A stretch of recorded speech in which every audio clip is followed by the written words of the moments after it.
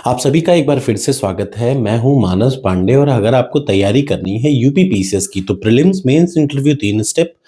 Prelims के लिए कुछ नहीं करना, बस डेली सुबह 9 बजे जो मैं टारगेट देता हूं उन टारगेट्स को पूरा करिए और मैं गारंटी देता हूं कि आपकी प्रीलिम्स निकल जाएगी। रही बात मेंस की, तो मेंस में जीएस के 4 पेपर, यूपी स्पेशल के 2 पेपर, एक हिंदी एक ऐसे। हिंदी 150 नंबर की, ऐसे 150 नंबर की। उसमें जो हिंदी 150 नंबर की है उसमें आपका 150 में से 110 आ जाएगा और उसके लिए आपको कुछ भी नहीं करना है। आप बहुत जल्दी देखेंगे कि मेरी एक बुक आ रही है जिसमें मैं आपको इन सारी चीज़ों की अलग-अलग प्रैक्टिस करा रहा हूँ। जैसे गद्यांश को लिखने का अलग तरीका, लेटर राइटिंग और उसके कई सारे फॉर्मेट्स अलग से।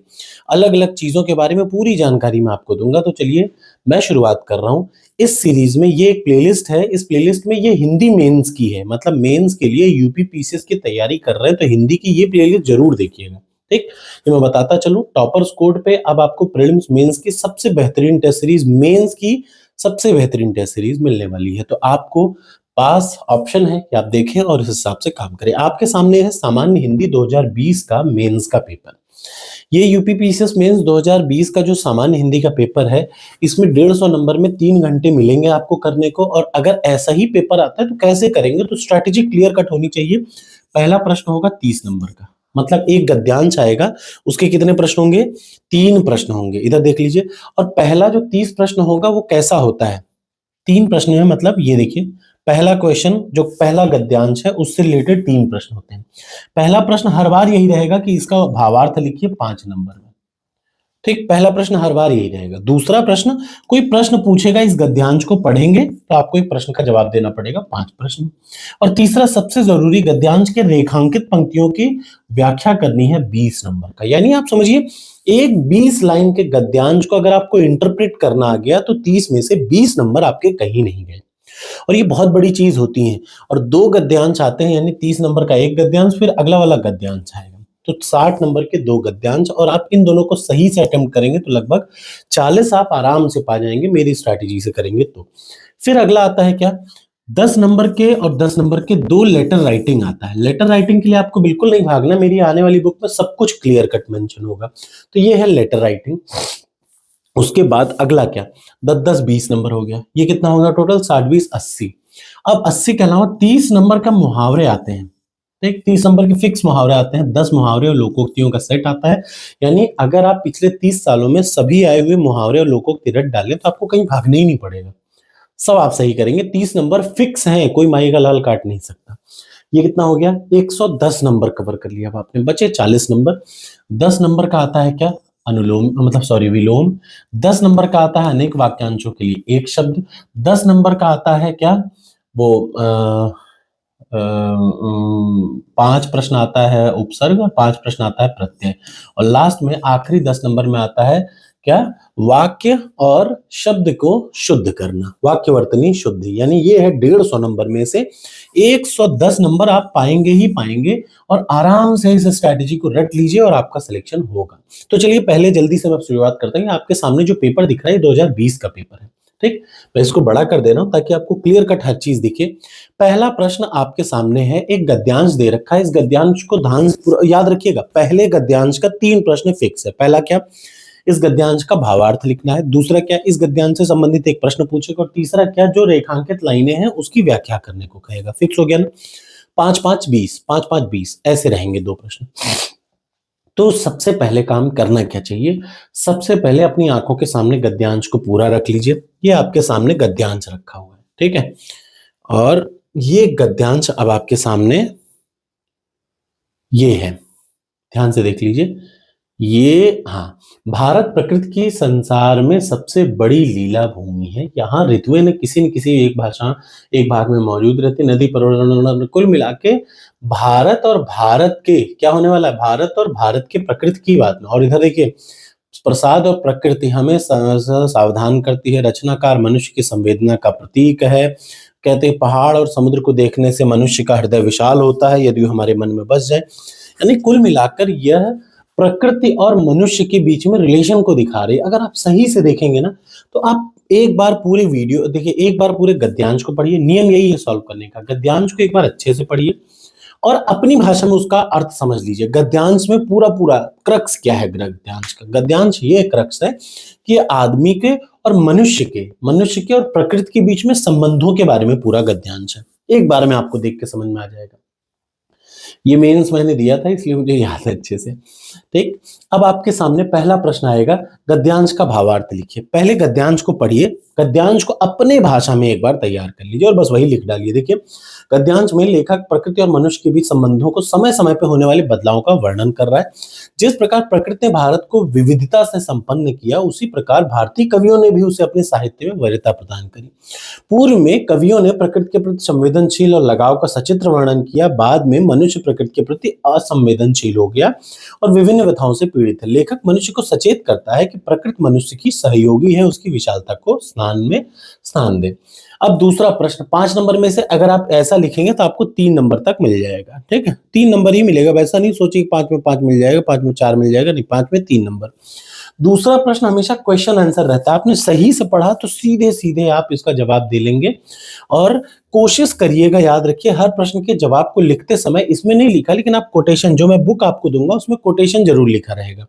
ठीक, तो कोटेशन खूब अच्छे से आपको लिखना है। जैसे देखिए, ये। अब तीसरा प्रश्न है क्या, रेखांकित लाइनों की व्याख्या। 3 जगह रेखांकन कर रखा है, 1, 2 और 3। अच्छी बात क्या होती है, जब 3 जगह रेखांकन या 4 जगह रेखांकन अलग अलग कर रखा है, 4 रेखांकन है। ठीक, तो याद रखिएगा, जब 4 जगह रेखांकन है तो 4 जगह अलग अलग 20 नंबर को 4 पार्ट में बांटना है। तो यानी आपके मार्क्स 20 में से 12-13 आराम से आ सकते हैं इसमें। इधर देख लीजिए, 1, 2, 3 और छोटा सा 4। जब आप ऐसे करेंगे तो देखिए ऐसे लगेगा, 3, 3, 6, 3 चौको 12 नंबर 20 में से आपको सीधे सीधे मिल सकता है अलग अलग। याद रखिएगा, अगर कोटेशन कहीं पे ऐड होने की 1% संभावना हो, जरूर ऐड करिएगा। ठीक, यही एक बात का नियम याद रखिएगा। अब उसके बाद आता है प्रश्न नंबर 2। प्रश्न नंबर 2 फिर से एक गद्यांश होगा ऐसा। ठीक, ध्यान से देखिएगा। और गद्यांश के 3 प्रश्न फिक्स हैं। सबसे पहले पूछेगा इस गद्यांश का शीर्षक बताइए। जैसे इस पूरे गद्यांश को पढ़ेंगे तो आपको क्या समझ में आ जाएगा। देख लीजिए, भाषा को भ्रष्ट कर दिया।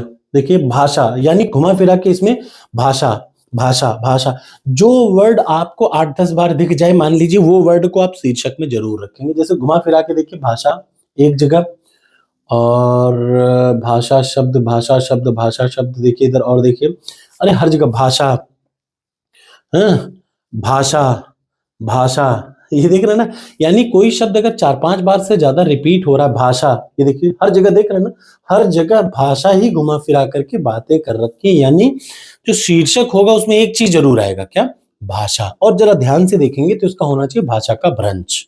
ठीक, तो देखिए, ये है भाषा का भ्रंश। ठीक, या भाषा में प्रॉब्लम या भाषा में बदलाव, या जैसे भी लिख सकते हैं। तो ये हो गया सबसे पहला आंसर। 5 में से 4 नंबर पट से मिल जाएगा।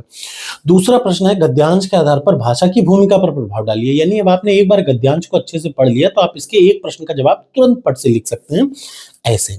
कोशिश हमेशा करिए कि आपको कोटेशन डालने का मौका मिले। 1% मौका मिले तुरंत डाल दीजिए, शर्माइए मत, बिल्कुल नहीं, नंबर कटेगा नहीं, नंबर मिलेगा।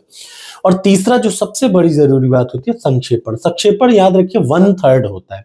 1, 2, 3, 4, 5, 6, 7, 8, 9, 10, 11, 12, 13, 14, 15, 16, 17, 18, 19, 18 है मान लिया ना, तो आपको 7 लाइन लिखना है, याद रखिए। और कैसे कह रहा हूं, 1, 2, 3, 4, 5, 6, 7, 8, 9, 10, मतलब आपको कुल मिला के 7 लाइन लिखना है संक्षेपण में। ठीक, 180 वर्ड का है ये गद्यांश, आपको 7 लाइन लिखना है, बस सिंपल तौर पे हो गया, लिख लेंगे तो ये हो जाएगा। और इसमें जब आप सही तरीके से लिखे तो संक्षेपण में याद रखिए, इधर देख लीजिए, ये क्या लिखा है, भाषा का महत्व। कितने बढ़िया तरीके से सबसे पहले कोटेशन लिखिए, उसके बाद पूरा एक्सप्लेन करिए।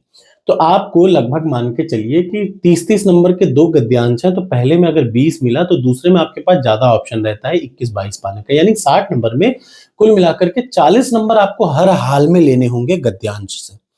ठीक, अगर मुहावरे लोकोक्ति हैं तो 30 में से याद रखिए आपको कम से कम 25 नंबर हर हाल में लेने पड़ेंगे।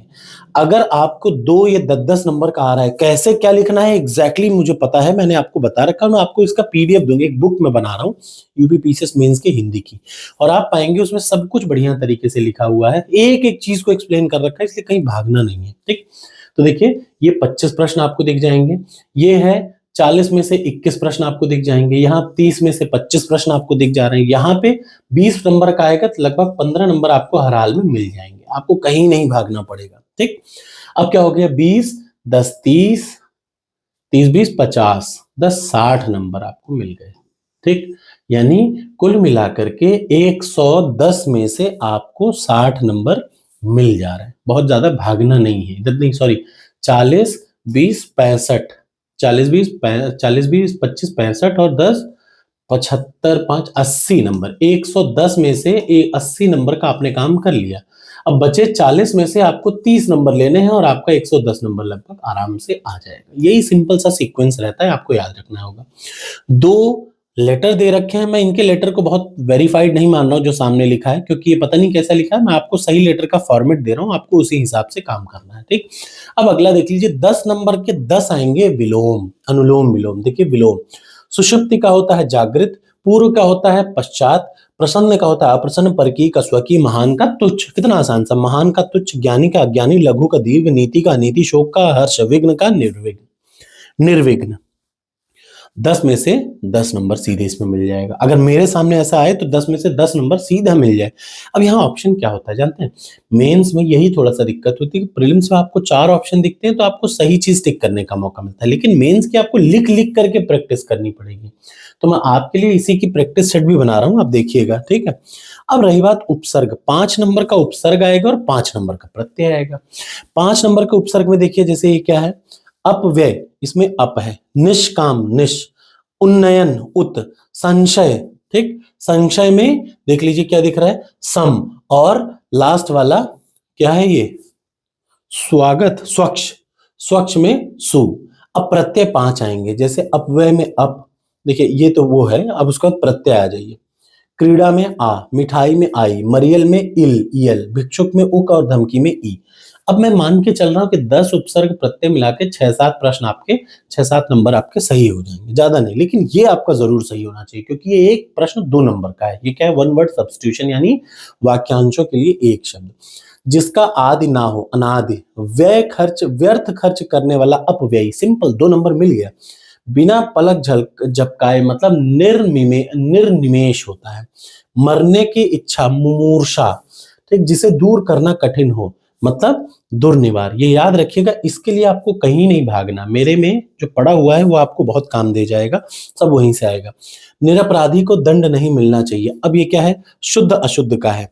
निरपराधी को दंड नहीं मिलना चाहिए मतलब निरपराध को दंड नहीं मिलना चाहिए। आप खाए कि नहीं, आपने खाया कि नहीं। लड़की ने दही गिरा दी नहीं, गिरा दिया होता है। उसके बाद आपके दवा से वह आरोग्य हुआ, आरोग्य थोड़ा तो निरोग हुआ। कमरा लोगों से लबालब भरा था, कमरा लोगों से लबालब में खचाखच, लबालब पानी भरता है, खचाखच लोग भरते हैं। ठीक, याद रखिए। अब आता है क्या, सिंहिणी। ये क्या है, 5 वाक्य की शुद्धि और 5 शब्दों की शुद्धि। जैसे सिंहिणी का सिंहनी, क्षुद्र, छ से क्षुद्र, उसका कक्षा वाला होता है क्षुद्र। चरमोत्कर्ष, चरमोत्कर्ष ऐसे लिखा जाता है। चिन्ह गलत लिखा है, चिन्ह ऐसे लिखा जाता है। बर्बरता, ब के ऊपर रह जाएगा। ठीक, अब आ जाता है 10 प्रश्न आएगा लोकोक्ति और मुहावरे। 10 में सबसे पहला क्या है, 8 आंसू बहाना, यानी जिस समय पर पढ़ना था तो तुम आवारागर्दी के या फूट फूट कर रोना। 8 आंसू बहाना। कागज की नाव, कागज की नाव का मतलब यहाँ पे अब ऐसे आ जाइए, ये ना टिकने वाली वस्तु। कागज की नाव का मतलब ना टिकने वाली वस्तु। चादर से पैर बाहर निकालना मतलब औकात से ज्यादा खर्चा करना। टोपी उछालना, इज्जत उछालना। मिट्टी खराब करना, दुर्दशा करना। रंगा सियार होना, धूर्त होना। ठीक, का बरखा जब किसी सिखाने समझ निकल जाने पर मदद करने का क्या फायदा। कंगाली में आटा गिला, संकट में एक और संकट आना। नेकी कर दरिया में डाल मतलब भलाई करके आप भूल जाए। उसके बाद पर उपदेश कुशल बहुतेरे, दूसरों को उपदेश देना बहुत आसान है। और उसका वाक्य प्रयोग, मतलब कितना आसान पेपर है, 150 में से 110 लाने लायक, बशर्ते आपने अच्छे से प्रैक्टिस की हो। Thank you so much. Video अच्छी लगे तो आप लाइक कर सकते हैं।